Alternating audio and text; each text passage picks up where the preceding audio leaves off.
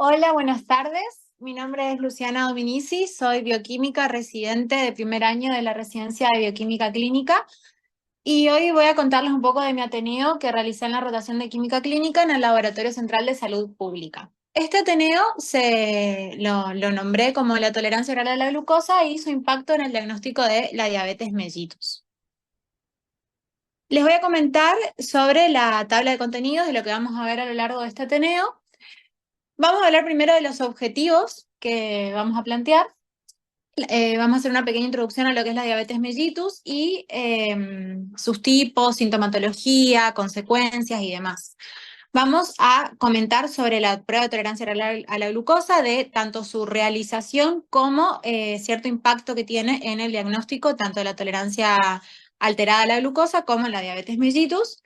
Vamos a estudiar un poco la prevalencia en el Laboratorio Central de Salud Pública, tanto de la tolerancia alterada como de la diabetes mellitus. Vamos a hacer una pequeña discusión de resultados y para terminar las conclusiones y la bibliografía. El objetivo general es analizar la importancia que tiene la prueba de la tolerancia oral a la glucosa, tanto en el diagnóstico como la diabetes mellitus, tanto tipo 2 como gestacional, y también la hiperglucemia intermedia. Pero para poder llegar a este objetivo general, vamos a desglosar ciertos objetivos específicos. El primero va a ser repasar sobre qué es la diabetes mellitus para entender un poco mejor el desarrollo de este Ateneo. Y vamos a tratar de comprender en qué consiste la prueba de tolerancia oral a la glucosa y evaluar su utilidad como diagnóstico. Y por último, evaluar la prevalencia que tiene la alteración de la tolerancia a la glucosa y la diabetes mellitus tipo 2 y gestacional en pacientes que se realizan la prueba de tolerancia oral a la glucosa. Esto realizado en el Laboratorio Central de Salud Pública acá de Chaco en un periodo desde abril del 2024 a octubre del 2024 mediante el análisis de los porcentajes correspondientes. Entonces, vamos a comenzar hablando un poco de la diabetes mellitus. Esta es una de las enfermedades crónicas no transmisibles más prevalentes a nivel mundial. Esto se acompaña mucho de un aumento de la prevalencia justamente por la calidad de vida que tienen las personas hoy en día. Comprende un grupo de enfermedades metabólicas que se van a caracterizar por una hiperglucemia. Esta hiperglucemia puede ser resultante ya sea de una secreción de insulina inadecuada, una falla en la acción de la insulina o ambos. Y esto está asociado mucho a daños a largo plazo, tanto micro como macrovasculares. La Federación Internacional de Diabetes en 2021 estimó que la prevalencia de la diabetes a nivel mundial representaba el 10,5% de la población, es decir, el 10,5% de la población presentaban diabetes mellitus. Y a nivel de la Argentina se obtuvo una prevalencia en 2018 del 12,7%, es decir, un poquito más alta que la del nivel mundial. Entonces, ¿qué es importante tener en cuenta cuando hablamos de la diabetes mellitus? Que existen distintos tipos. Tenemos la tipo 1, la tipo 2 y la gestacional. La tipo 1 se refiere principalmente a cuando está comprometido un mecanismo autoinmune que sería la presencia de autoanticuerpos que van a actuar contra ya sea las células beta del páncreas o contra la insulina misma, produciendo un déficit en la secreción de la insulina. La diabetes tipo 2 es más a nivel de una falla en la acción a nivel periférico de la insulina, que no va a poder ejercer su efecto hipoglucemiante, entre otros efectos que tiene esta hormona. Y la diabetes gestacional se caracteriza por un estado de hiperglucemia, que puede ser de moderado a grave, que se produce en el embarazo por todos los cambios hormonales que se dan en este estado, que es diagnosticado por primera vez durante el embarazo. Existen otros tipos de diabetes, como la diabetes genética, que es por ejemplo, la tipo MODY, o la LADA, que es una autoinmune latente del adulto, pero bueno, nos vamos a enfocar en estas que son las más frecuentes. Los síntomas característicos que presentan estos pacientes con una hiperglucemia constante, es decir, diabéticos no tratados, van a ser polidipsia, poliuria, pérdida de peso y polifagia, que es lo que se conoce como las 4P, o bien también pueden presentar en algunos casos visión borrosa o mareos. La importancia que tiene la diabetes es que la mayoría de los pacientes, cuando se diagnostica de esta patología, ya es de forma tardía, es decir, ya tiene algún compromiso a nivel micro o macrovascular. Estas complicaciones que se pueden dar en estos pacientes pueden atacar a diversos órganos, entre estos los más frecuentes son la retina, a nivel nervioso, a nivel del sistema nervioso periférico, puede generar ulceraciones que puede llevar al paciente hasta la amputación. También puede afectar al riñón, dando nefropatía diabética, que puede llevar a una falla renal en el paciente, y también a nivel del corazón, tanto entre la micro y la macrovasculatura. La prevención para prevenir ya sea el desarrollo de la diabetes en personas que tienen riesgo de diabetes mellitus, o bien la prevención de las complicaciones asociadas a esta patología, son dentro de todo simples, pero son muy difíciles de llevar a cabo hoy en día con la sociedad como está hoy en día, que simplemente es alimentación saludable, ejercicio físico y educación diabetológica, es decir, que el paciente tenga conciencia de la situación en la que está y las herramientas que tiene para prevenir cualquier tipo de progresión, ya sea de la diabetes o de las complicaciones. Y el tratamiento que se le va a dar a estos pacientes son, entre otros, insulina, hipoglucemiantes y el control metabólico, que es principalmente el automonitoreo de las glucemias a lo largo del día del paciente. Existen múltiples factores de riesgo para el desarrollo de diabetes mellitus, que voy a nombrar algunos que son los más importantes. Entre estos está la edad que sea igual o mayor a 45 años, la presencia que el paciente sea obeso o tenga sea obeso o tenga sobrepeso, tenga antecedentes de diabetes mellitus gestacional o macrosomía fetal, tenga familiares de primer grado que tengan diabetes mellitus tipo 2, también las dislipidemias, síndrome de ovario poliquístico, falta de actividad física, mala alimentación, entre otros. ¿Qué es lo que se recomienda a nivel del Ministerio de Salud en 2019? Es que se realice una glucemia plasmática en ayunas en pacientes mayores a 45 años o bien menores de 45 años, pero que presenten al menos uno de todos estos factores de riesgo. Que si nos ponemos a pensar, en realidad, la mayoría de las personas tenemos alguno de los factores de riesgo. Si esta glucemia en ayunas da baja, o sea, da normal, esta determinación se puede repetir dentro de los 3 a los 5 años o más frecuente según el criterio del médico. Y en el caso de la diabetes mellitus gestacional, aparte de algunos de los factores que ya nombré anteriormente, se le suma o cambian algunas, como por ejemplo, en vez de ser la edad mayor o igual a 45, que dije anteriormente, ahora la edad es mayor o igual a 30 años. En este caso se suman los antecedentes de alto o bajo peso al nacer, signos de insulina resistencia previos al embarazo y una glucemia en ayunas mayor a 85, sumado al origen étnico que tenga alta prevalencia de la diabetes mellitus, como lo es, por ejemplo, los latinos o los mexicanos, esto más que nada asociado a la dieta que llevan esta población. Y en este caso, la pesquisa, digamos, para la diabetes mellitus gestacional está recomendada para todas las embarazadas. Los criterios diagnósticos son varios, donde podemos comenzar con una glucemia plasmática al azar mayor a 200 miligramos por decilitro. Para que esta sea diagnóstico de diabetes, aparte de tener el valor, digamos, de mayor o igual a 200 miligramos por decilitro, es necesaria la presencia de signos y síntomas clásicos, que son las 4P que yo había nombrado anteriormente. Después tenemos la determinación de la glucemia plasmática en ayunas, que para que sea diagnóstico de diabetes mellitus tiene que ser mayor o igual a 126 miligramos por decilitro. En el caso de la prueba de tolerancia oral a la glucosa, el valor a las 2 horas post sobrecarga debe ser mayor o igual a 200 miligramos de decilitro. Y en el caso de la hemoglobina glicada, tiene que ser mayor o igual a 6,5%. Estos valores que están en color amarillito deben ser confirmados ya sea por el mismo método o bien otro método. El tema de la elección de los métodos, ya sea para repetir con el mismo u otro, es necesario tener siempre en cuenta las ventajas y desventajas que tienen los distintos métodos.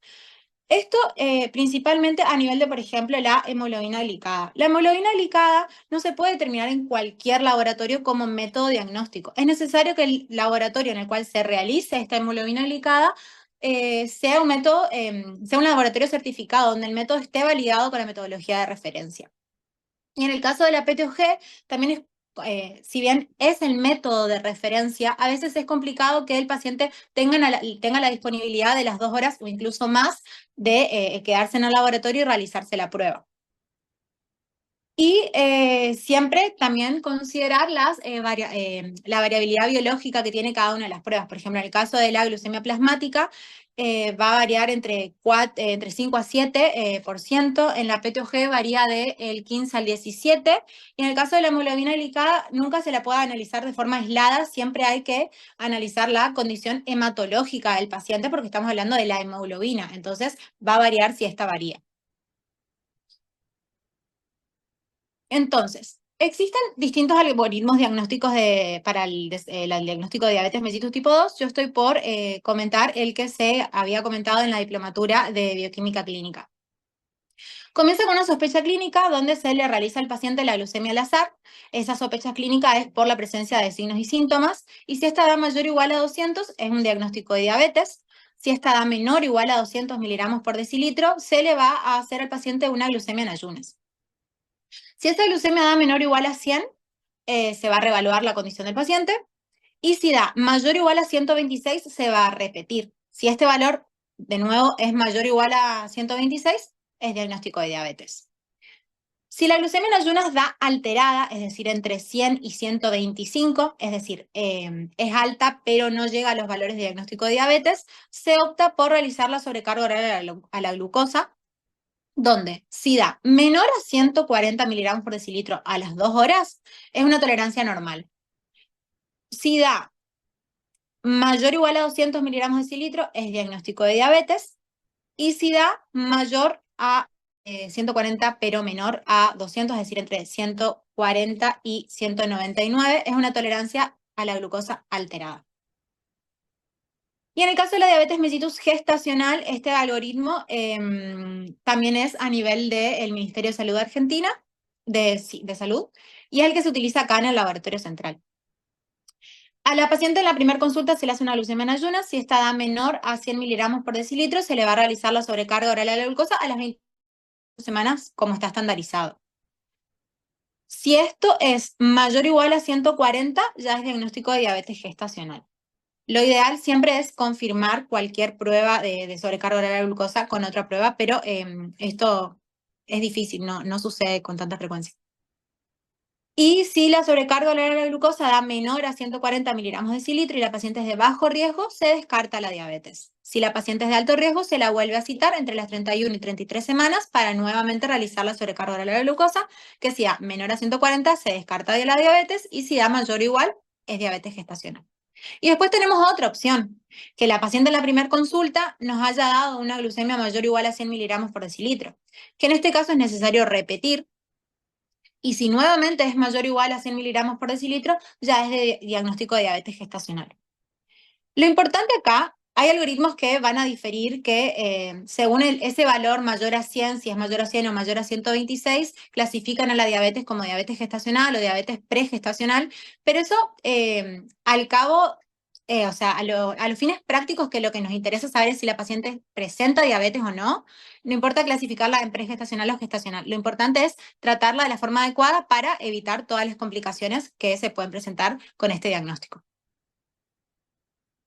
Y, perdón, me olvidé, si la glucemia daba la primera glucemia mayor o igual a 100 miligramos por decilitro, pero cuando se repetía daba menor a 100, se hace directamente la sobrecarga de la glucosa en el tiempo estimado de 24 a 28 semanas. O sea, se sigue con el primer algoritmo que había dicho.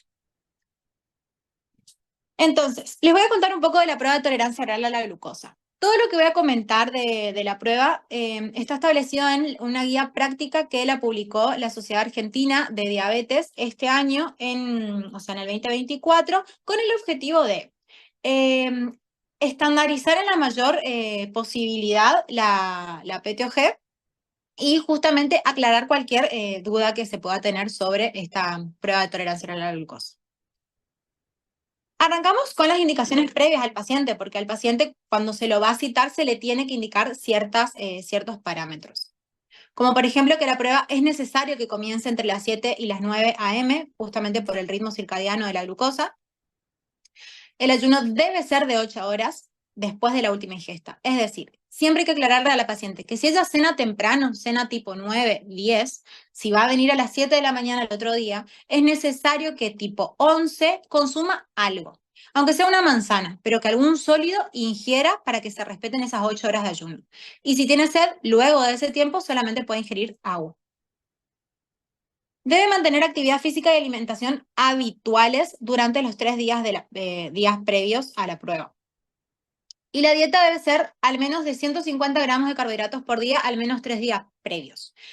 Si bien dice en el ítem anterior que debe tener una alimentación habitual, si esta alimentación habitual es hiperproteica, es decir, consume baja cantidad de carbohidratos en el día a día, puede ser que durante la prueba el páncreas no pueda responder de forma correcta a esa sobrecarga de glucosa. Entonces, lo que se trata de hacer con estos 3 días previos de 150 gramos de carbohidratos es como que preparar al páncreas de cierta manera a esa sobrecarga y que pueda responder de la forma correcta.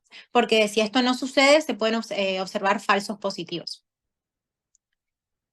En el caso de que se realice la PTOG en niños, es siempre necesario consultarle el peso y la edad porque no se le da la misma consideración que a los adultos, se le da 1,75 gramos por kilo de peso sin superar nunca los 75 gramos de glucosa. O sea, si se supera por el cálculo, se le da la concentración del adulto.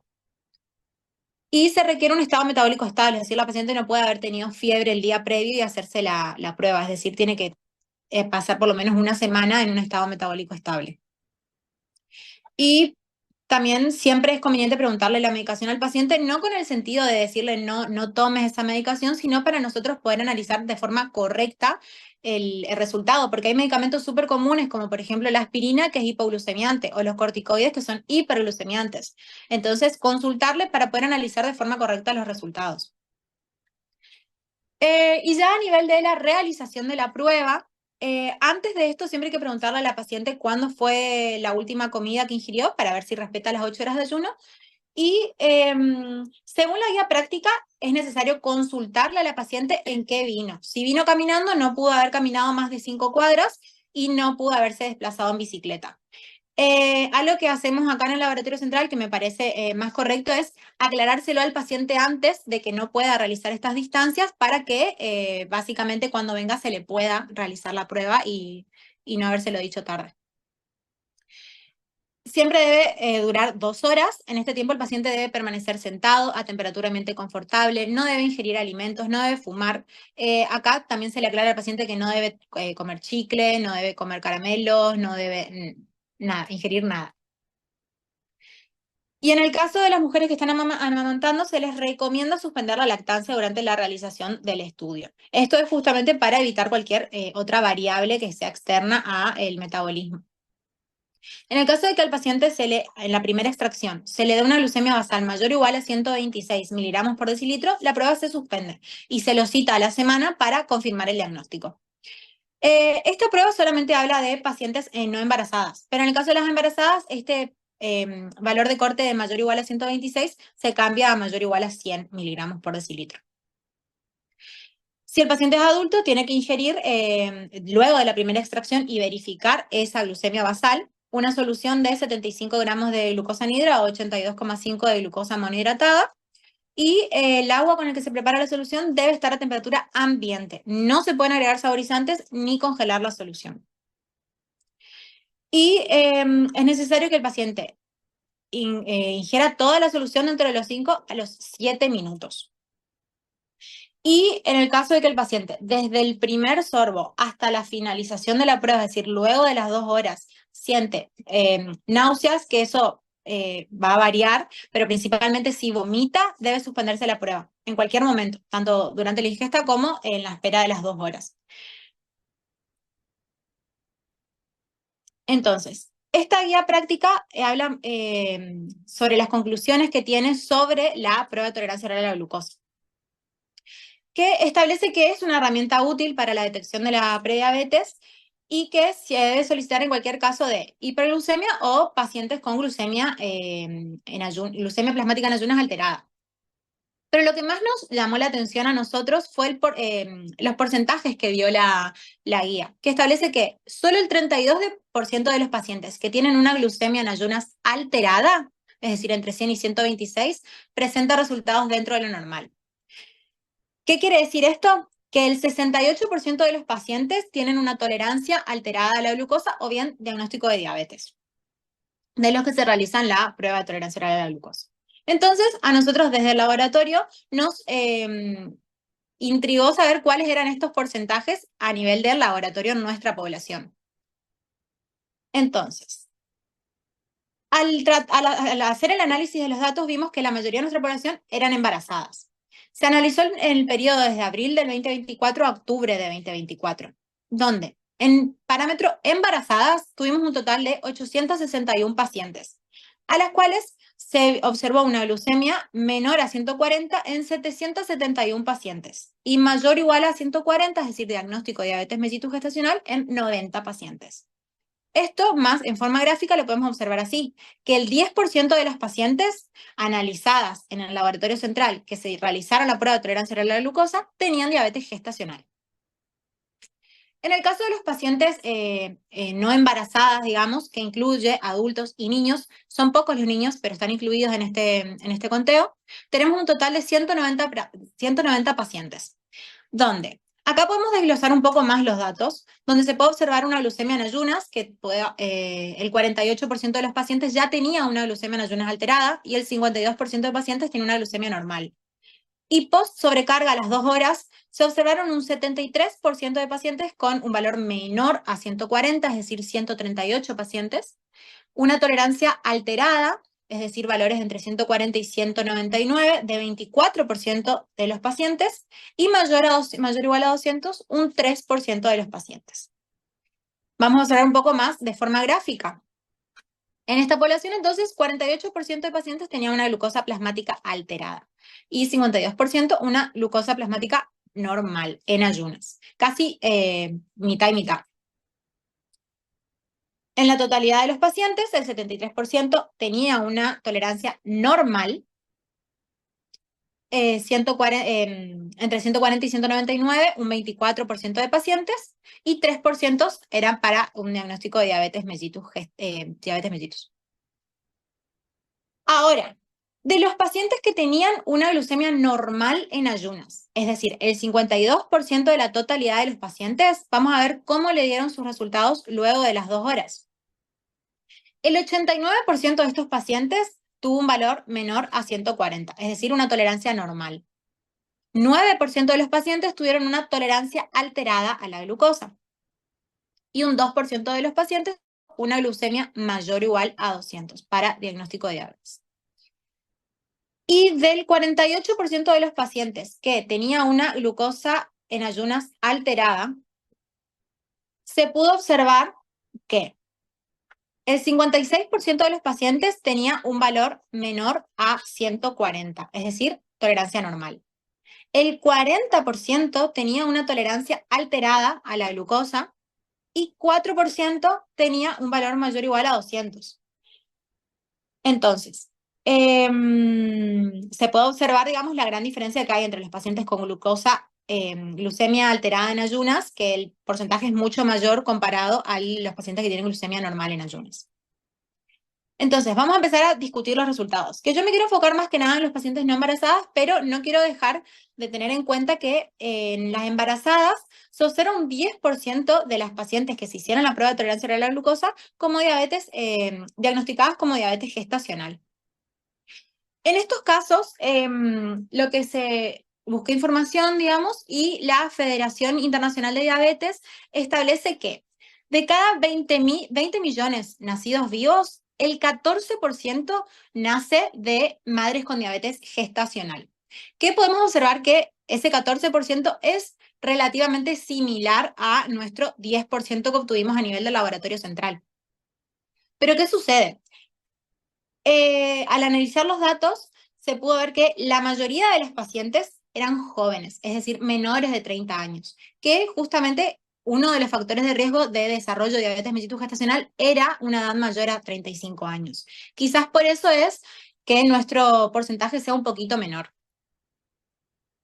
Después vemos para finalizar, digamos, sobre las embarazadas, la importancia de realizar el cribado adecuado en esta población, porque justamente se ve que la población es susceptible a desarrollar diabetes gestacional y para poder hacer el seguimiento que necesitan estas pacientes. Y en el caso de los pacientes en general no embarazadas, la guía práctica decía que solo el 32% de los pacientes que tenían glucemia plasmática alterada en ayunas obtenía un valor normal en la PTOG. ¿Qué obtuvimos nosotros? El 48% de nuestros pacientes presentaba glucosa plasmática en ayunas alterada. Entonces, de ese 48%, perdón, 56% de los pacientes de ese 48% presentaban una tolerancia normal a la glucosa. 44% de los pacientes presentaban una tolerancia alterada, donde de esos 44, el 4% era diagnosticado como diabético y un 40% de los pacientes era diagnosticado con tolerancia alterada a la glucosa. Entonces, comparando el 32% que establecía la guía, nosotros tenemos un porcentaje mucho mayor. 56% de nuestros pacientes presentaba una tolerancia normal a la glucosa, a pesar de tener una glucemia plasmática en ayunas alterada. Este porcentaje superior es del 24% en comparación a la guía práctica. Y por último, aclarar que del total de los pacientes, independientemente de su glucemia plasmática en ayunas, el 27% de los pacientes tenía resultados anormales a la tolerancia de la glucosa, de los cuales un 3% fueron diagnosticados como diabéticos, independientemente de la glucemia en ayunas. Esto me parece importante compararlo con los porcentajes que la Federación Internacional de Diabetes estableció, que dice que el 10,6% de los pacientes de la población adulta tiene una tolerancia alterada a la glucosa en 2021. Nosotros estamos viendo un porcentaje muchísimo mayor. Estamos hablando de un 10,6% establecido por la IDF comparado a un 27% en nuestros resultados. Hay que tener en cuenta entonces, en este caso, qué tipo de pacientes estamos analizando nosotros en el laboratorio central. Acá vinieron pacientes que tenían una solicitud médica por algún motivo, ya sea una glucemia alterada en ayunas, alguna sospecha de síndrome metabólico, signos y síntomas, lo que sea, pero tenían una sospecha diagnóstica. Entonces quizás nuestro porcentaje del 27% esté levemente sesgado. Y por último, me gustaría comentar que la importancia de detectar estos pacientes que tengan glucemia alterada en ayunas para poder prevenir la progresión a diabetes mellitus tipo 2. Esta prevención va a ser gracias a las intervenciones tanto médicas como de uno mismo con tanto actividades físicas o dieta a tiempo. Entonces, encontramos en mi rotación un paper, encontró Mili, un paper muy interesante establecido por la Federación Internacional de Diabetes, que establece, que es una declaración de posición donde propone incluir al diagnóstico de diabetes mellitus la glucemia a la hora post sobrecarga. Lo que declara este documento de posición es, a nivel de la Federación Internacional de Diabetes, es que la glucosa plasmática a la hora permite dar un diagnóstico de hiperglucemia intermedia y diabetes mellitus tipo 2, basado en la detección a la hora, pudiendo detectar individuos que no se van a detectar mediante los otros parámetros. Es decir, los demás parámetros van a dar una glucosa normal, una hemoglobina glicada menor a 5,7, una glucosa plasmática en ayunas menor a 100 y una glucosa post sobrecarga de 2 horas menor a 140. En estos pacientes es posible detectar una tolerancia alterada determinando la glucosa plasmática a la hora. ¿Cuáles son los criterios diagnósticos que considera? A la hora, una glucemia mayor o igual a 155 indica una hiperglucemia intermedia, permitiendo justamente tomar todas estas medidas preventivas al desarrollo de la diabetes. Y en el caso de que esta glucemia plasmática a la hora nos dé mayor o igual a 209, sugiere diabetes mellitus tipo 2. Lo importante que rescato de este estudio es que no es que se basó en un único estudio poblacional, sino que fue un análisis observacional de gran cantidad de estudios observacionales, que incluyeron distintos rangos etarios, desde niños, jóvenes, adultos, ancianos, distintas etnias, población mexicana, sueca, japoneses, indios, y también distintas cortes poblacionales, es decir, de distintos sitios, comparando obviamente el estilo de vida que tenía cada uno de estas poblaciones. Entonces, lo que busca la Federación Internacional de Diabetes es incluir esta glucemia plasmática a la hora como método diagnóstico. No trata de destituir a ningún método, por el hecho justamente de que indiscutiblemente la prueba de tolerancia a la glucosa es el método de referencia y es el que tiene mayor especificidad, pero se obtiene una mayor sensibilidad en la determinación a la hora. Es decir, nos va a abarcar una población un poco más grande, pero que principalmente es para esta glucemia alterada en ayunas, para que el paciente pueda tomar esas medidas preventivas. Pero siempre la decisión final para la clasificación del paciente y el tratamiento del paciente va a ser individualizado y a criterio médico según toda la consideración del paciente. Y bueno, nada, más de lo mismo, es que indica todo el artículo que la glucemia plasmática a la hora es mucho más sensible y más práctica también a nivel del desarrollo de la prueba, el tiempo que lleva para la detección de la diabetes. Entonces, como conclusión, que es esencial considerar las características de la población que vamos a estar estudiando como el contexto clínico. Eso también principalmente para el análisis de los datos presentados en este Ateneo. Y que siempre se va a recomendar desarrollar estudios adicionales que van a evaluar todos los factores de riesgo del paciente que puedan influir en el desarrollo de la prueba de tolerancia oral a la glucosa. Y bueno, y que toda la comparación de los datos que vimos, tanto porcentajes dentro del laboratorio central como comparándolos con los publicados por la IDF, establecen que hay que hacer un enfoque individualizado al nivel de la evaluación de la prueba de tolerancia a la glucosa y principalmente en pacientes que tienen una tolerancia alterada o una glucemia alterada en ayunas y obviamente, mucho más específico, en las mujeres embarazadas. Esta es la bibliografía utilizada y bueno, muchas gracias.